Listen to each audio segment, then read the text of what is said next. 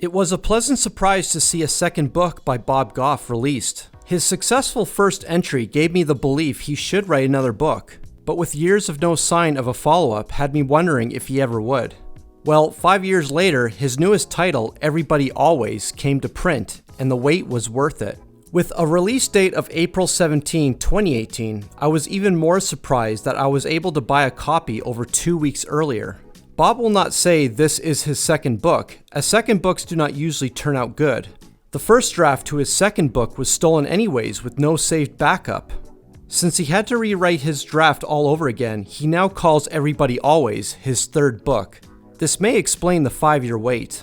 Goff keeps the title as simple as his first book by using 2 words, but those 2 words again encompass the whole premise of his book. Love Does was 31 chapters. Everybody Always is 24 chapters.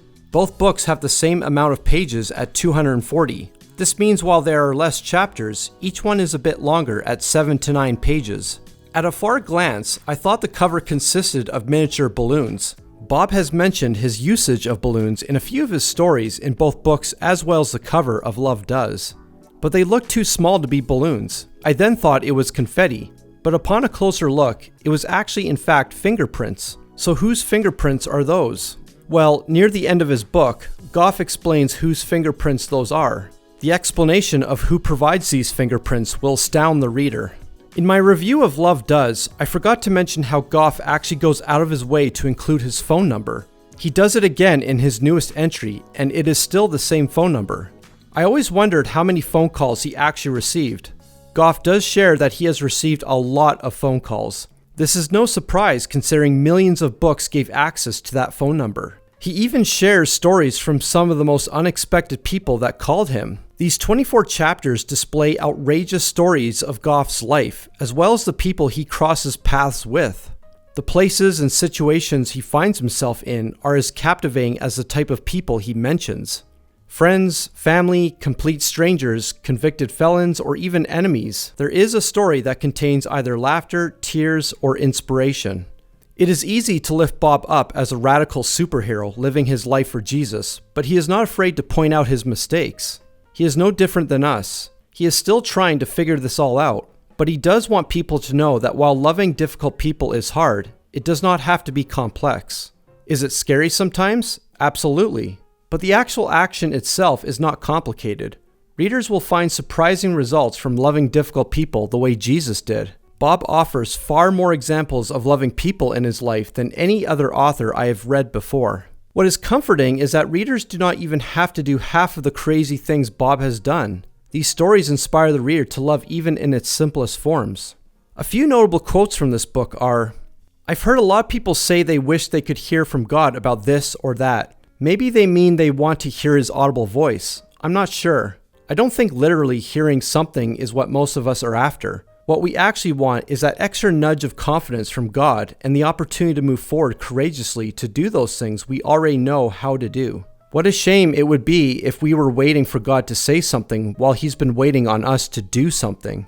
He speaks to me the loudest on the way. Simply put, if we want more faith, we need to do more stuff." I've met a lot of people who say they're waiting for God to give them a plan for their lives. They talk about this plan like it's a treasure map God has folded up in his back pocket. Only pirates have those. People who want a reason to delay often wait for plans. People who are becoming love don't. It's almost as if Jesus knew we'd invent excuses under the guise of waiting for his plan, so he made it simple for us. He said his plan for all of us was to love him, and then find people who are hungry or thirsty or feel like strangers, or are sick or don't have clothes, or are in prison, or creep us out, or are our enemies, and go love them just like they were him. As beautiful as this book is, if not understood in context, can paint an inaccurate picture of God's character. Readers may comprehend God as being only graceful, merciful, compassionate, and loving. While those are true characteristics, those are not all his characteristics. God also has many other characteristics including justice and wrath. For the subject matter of this book, it is fine that Goff paints a picture of God's mercy, grace, compassion, and love. He is not saying those are God's only characteristics, but readers should be aware of this and not see it as God's full character. His grace and mercy is not something to be abused. He will not tolerate continual sin and disobedience. Yes, we should strive to love everybody always, but not at the expense of agreeing with continual sin and disobedience in their lives, let alone our own. There's tough love and justice. Goff at least communicates this to a certain degree in the final chapters of his last story. Like his first book, Goff takes the less traveled path in his writing. He paraphrases what the Bible says, rather than providing actual scripture. Readers that want actual scriptural support may challenge his thoughts. It is a fair point, and I would caution readers that this is not meant to be a deep theological book. These are Goff's stories and thoughts communicated in the simplest ways. This is why many can appreciate his work. Readers should enjoy this book because the stories are an absolute thrill to read. Do not get caught up on expecting this to be a deep educational book, but also don't ground your entire knowledge on how to live the Christian life through it either. Enjoy the stories, laugh a lot, shed some tears, and just maybe be inspired to actually love everybody always the way Jesus did.